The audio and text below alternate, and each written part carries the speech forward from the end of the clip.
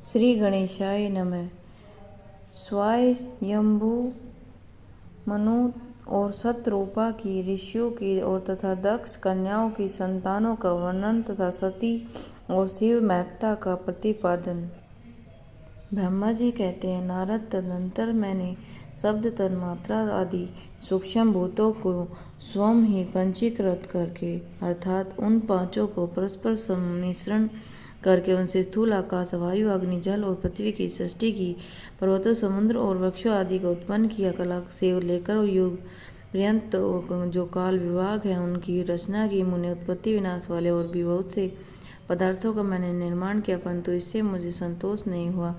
तब सांब शिव का ध्यान करके मैंने साधन प्राण पुरुषों की सृष्टि की। अपने दोनों नेत्रों से मरीचि को, हृदय से भृगु को, सिर का अंगिरा को, व्यान वायु से मुनिश्रेष्ठ पुलय को, उद्यान वायु से पुलस्त्य को, समान वायु से वशिष्ठ को, अपान से कुर्तु को, और दोनों कानों से अत्रि को, प्राणों को दक्ष को, और गोद से तुमको, और छाया से कर्दम मौनि को, तथा संकल्प से समस्त साधनों साधन धर्म को उत्पन्न किया। मुनिश्रेष्ठ, इस तरह इन उत्तम साधनों का सृष्टि करके महादेव जी की कृपा से मैंने अपने आप को कृतार्थ माना था। तत्पश्चात संकल्प से उत्पन्न हुए धर्म मेरी आज्ञा से मानव रूप धारण करके साधकों की प्रेरणा से साधन लग गए। इसके बाद मैंने अपने विभिन्न अंगों से देवता, असुर आदि के रूप में असंख्य पुत्रों की सृष्टि करके उन्हें भिन्न भिन्न शरीर प्रदान किए। उन्हें तदंतर अंतर्यामी भगवान शंकर की प्रेरणा से अपने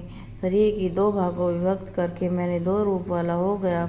नारद आदि शरीर से मैं अब स्त्री हो गया। आराध्य से पुरुष, उस पुरुष ने स्त्री के गर्भ से सर्व साधन समर्थ उत्तम जोड़े के उत्पन्न किया। जो उस जोड़े में जो पुरुष था स्वयंभू मनु के नाम से प्रसिद्ध हुआ। स्वयंभू मनु उच्च कोटि साधक हुई। जो स्त्री हुई शतरूपा कहलाई और योगिनी तपस्विनी हुई। तात मनु ने वैवाहिक विधि से अत्यंत सुंदरी शतरूपा पाणी ग्रहण किया। उससे मैं मैथुन जननी सृष्टि उत्पन्न करने लगे। उन्होंने शतरूपा से प्रियव्रत, उत्तानपाद नामक दो पुत्र और 3 कन्या उत्पन्न हुई की। कन्याओं के नाम थे आकुति, देवहूति, प्रसूति। मनु ने आकुति का विवाह प्रजापति रुचि के साथ किया। मछली पुत्री देवी उदूति कर्दम के ब्याह दी और उत्तानपाद की सबसे छोटी बहन प्रसूति प्रजापति दक्ष को दे दी। उनकी संतान परंपराओं से समस्त चराचर जगत व्याप्त है। रुचि के आकुति के गर्भ से यज्ञ और दक्षिणा नामक स्त्री पुरुष का जोड़ा उत्पन्न हुआ। यज्ञ दक्षिणा 12 पुत्र हुए। मुनि कर्दम द्वारा देवहूति गर्भ से बहुत सी पुत्रियां उत्पन्न हुई। दक्ष के प्रसूति से 24 कन्याएं हुई। उनमें से श्रद्धा आदि 13 कन्याओं का विवाह दक्ष के धर्म के साथ कर दिया। मुनीश्वरों, धर्म की पत्नी के नाम सुनो। श्रद्धा, लक्ष्मी, धृति, तुष्टि, पुष्टि, मेघा, क्रिया, बुद्धि, लज्जा, वसु, शांति, सिद्धि और कृति, ये सब 13 हैं। इसमें छोटी शेष 11 सुलोचना कन्याएं थी। उनके नाम इस प्रकार ख्याति, सती, संभूति, स्मृति, प्रीति, क्षमा, सन्नति, अनसूया और ऊर्जा, स्वाहा और स्वदास, भृगु, शिव, मारीचि, अंगिरा, मुनि, पुलस्त्य, पुलय, पुनिश्रेष्ठ, क्रतु, अत्रि, वशिष्ठ, अग्नि और पितरों ने क्रम से इन ख्यातियों का कन्याओं का पाणी ग्रहण किया। भृगु आदि मुनिश्रेष्ठ साधक हैं। इनकी संतान से चराचर प्राणी सहित सारी त्रिलोकी भरी हुई है। इस प्रकार अंबिका पति महादेव जी की आज्ञा से अपने पूर्व कर्मों के अनुसार बहुत से प्राणी असंख्य श्रेष्ठ द्विजों के रूप में उत्पन्न हुए। कल्प वेद दक्ष के 60 कन्याएं बताई गई हैं। उनमें से 10 कन्याओं का विवाह उनके धर्म के साथ किया। 27 कन्याएं चंद्रमा को ब्याह दिया विधि पूर्वक। 13 कन्याएं दक्ष कश्यप हाथ में दे दिया। नारद 4 कन्या श्रेष्ठ रूप वाले तात्पर्य नारिष्ट नेमी जो ब्याह दी। भृगु, अंगिरा और कृशाशव को 2 कन्याएं अर्पित किए। उन स्त्रियों के उनके पतियों द्वारा बहुसंख्यक चराचर प्राणियों की उत्पत्ति हुई। मुनिश्रेष्ठ दक्ष ने महात्मा कश्यप को जिन 13 कन्याओं का विधि पूर्वक दान दिया था उनकी संतानों से सारी त्रिलोकी व्याप्त है। स्थावर और जंगम कोई भी सृष्टि ऐसी नहीं है। कश्यप की संतानों से शून्य हो।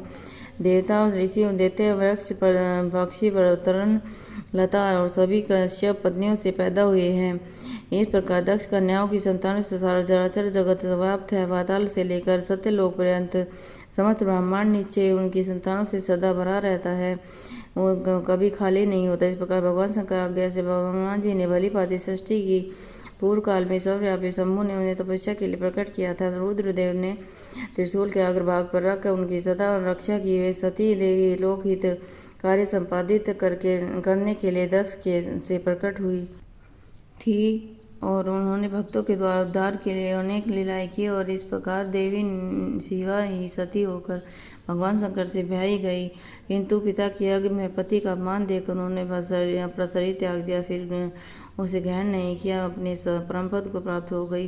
देवताओं की प्रार्थना से वे शिव से पार्वती रूप में प्रकट हुए। बड़ी भारी तपस्या करके भगवान शिव को उनको प्राप्त किया और पुण्यस्वरूप जगत में उनके अनेक नाम प्रसिद्ध हैं और कालिका, चंडिका, भद्रा, चामुंडा, विजया और जयंती, भद्रकाली, दुर्गा, भगवती, कामाख्या, कामदा, अम्बा, मर्दानी और सर्वमंगला आदि अनेक नाम है। भोग मोक्ष देने वाली है, सभी उनके गुण और कर्मों के अनुसार है। मुनिश्रेष्ठ नारद, इस प्रकार मैंने षष्ठी कर्म से तुमसे वर्णन किया है। ब्रह्मांड का सारा भाग भगवान शिव की आज्ञा द्वारा मैंने रचा गया है, मेरे द्वारा रचा गया। भगवान शिव के ब्रह्म परमात्मा कहा गया। मैं विष्णु और रुद्र तीनों देवता गुण भेद उन्हीं के रूप में बतलाए गए। मनोरम शिवलोक से शिवा के साथ स्वच्छंद व्यवहार करते हैं और शिव भगवान शिव स्वतंत्र परमात्मा है, निर्गुण और सगुण वे ही हैं। बोल शिव शंकर भगवान की जय। 16वां अध्याय समाप्त।